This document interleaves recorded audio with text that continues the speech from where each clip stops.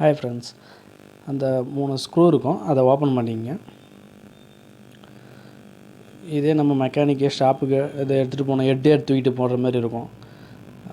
தெரியாதவங்க நீங்களே இந்த வீடியோ பார்த்தீங்கன்னா உங்களுக்கே புரியும் எப்படி ஈஸியாக இப்போ நாமளே சேஞ்ச் பண்ணுறதுன்ட்டு. மெக்கானிக்கெலாம் போனால் மினிமம் ஒரு சர்வீஸ் சார்ஜ்னு 200 300 வாங்கிக்குவாங்க. அந்த ஒரு பெல்ட்டு போயிருக்குங்க, அவ்வளோதான். அந்த பெல்ட்டு மினிமம் 50 ருபீஸ் இருக்கும், அவ்வளோதான்.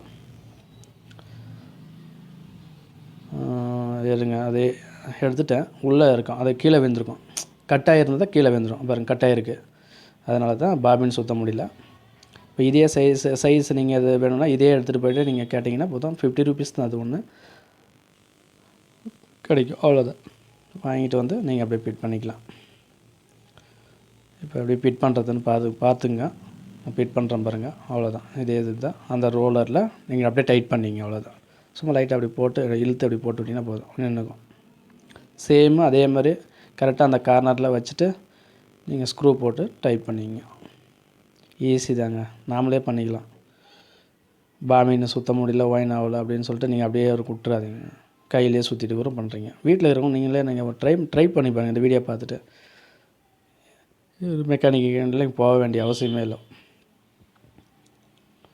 அவ்வளோதான். 3 ஸ்க்ரூவும் கரெக்டாக பார்த்துங்க. கரெக்டாக அந்த கார்னரில் கரெக்டாக ஃபஸ்ட்டு ஒரு ஸ்க்ரூ லைட்டாக டைட் பண்ணிங்க, அப்போ உங்களுக்கு போடுறதுக்கு ஈஸியாக இருக்கும்.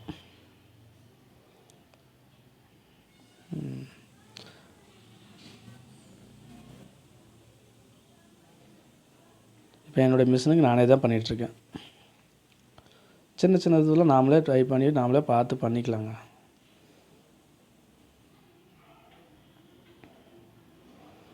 அவ்வளோதான். முதல்ல லைட்டாக டைட் பண்ணிங்க, அப்புறம்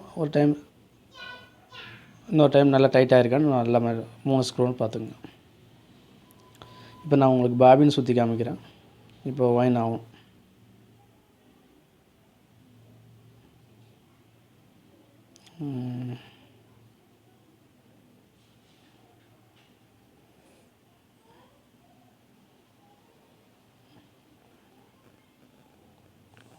இருங்க ஓகே.